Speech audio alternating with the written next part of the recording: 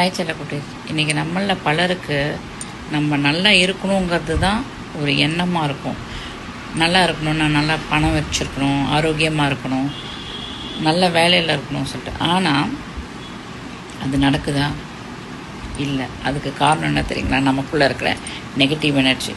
நமக்குள்ளே negative energy இருக்கா இல்லையா அப்படிங்கிறத நம்ம எப்படி டெஸ்ட் பண்ணலான்னா, 2 கண்ணாடி கிளாஸ் எடுத்துக்கோங்க. அந்த கண்ணாடி கிளாஸில் ஒரு சின்ன விஷயத்தை ஏதாவது ஒன்று நினச்சிக்கோங்க.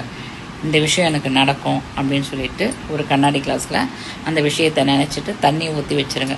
ஒரு 20-25 நிமிஷம் நீங்கள் வேலை பார்த்துட்டு இன்னொரு கண்ணாடி கிளாஸில் நான் நினச்சிட்ருக்க இந்த விஷயம் நடக்காது அப்படின்னு இன்னொரு தண்ணி கிளாஸ்லேயே ஊற்றிடுங்க. கண்ணாடி கிளாஸில் அந்த 2 கண்ணாடி கிளாஸில் நடக்குங்கிற நடக்கும் போடுங்க, நடக்காத இடத்துல நடக்காது போட்டுட்டு ஃப்ரீசரில் வச்சுட்டு நாளைக்கு காலையில் பாருங்கள். நீங்கள் நடக்கும்னு நினச்சிங்க பாருங்கள், அந்த கிளாஸில் இருக்கிற தண்ணி நல்லாயிருக்கும், நடக்காதுங்கிற கிளாஸில் இருக்கிற தண்ணியில் இருக்கிற ஐஸ் கியூப்ஸும் உடஞ்சிருக்கும். ஆமாங்க, எல்லாமே இந்த யூனிவர்ஸில் பாசிட்டிவாக இருக்குங்க. அது பெற்றுக்கொள்ளுகிற எண்ணங்களின் அதிர்வலைகளை தான் உங்கள்கிட்ட இருக்குது. ஸோ இந்த எக்ஸ்பெரிமெண்ட் பண்ணிவிட்டு நாளையிலேருந்து நடக்கும், கிடைக்கும் அப்படிங்கிற ஒரு முழுமையான ஒரு உத்வேகத்தோடு உங்கள் நாளை தொடங்குங்க. நீங்கள் நல்லா இருப்பீங்க. சரிங்களா? அது மட்டும் இல்லை, இன்றைக்கி சனிக்கிழமை. சனி பகவானுக்கான ஒரு பரிகாரம் என்னென்னா, உலர் திராட்சையை ஒரு கைப்பிடி நீங்கள் காக்காய்க்கு ஆகாரமாக வைங்க.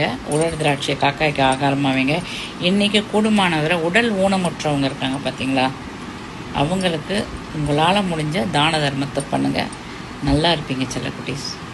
நீங்கள் நல்லா இருக்கணும் அப்படிங்கிறதுக்காக தான் இந்த யூனிவர்ஸும் கடவுளும் உங்களுடைய கர்மாவும் விரும்புது. அதை நீங்கள் பெற்றுக்கொள்ளணுன்னா உங்கள்கிட்ட இருக்கிற பாசிட்டிவ் எனர்ஜியை இன்க்ரீஸ் பண்ணிக்கோங்க. சரிங்களா? வாழ்க வளமுடன். இனிய காலை வணக்கம். நீங்கள் நல்லா இருக்கணும் செல்லக்குட்டீஸ்.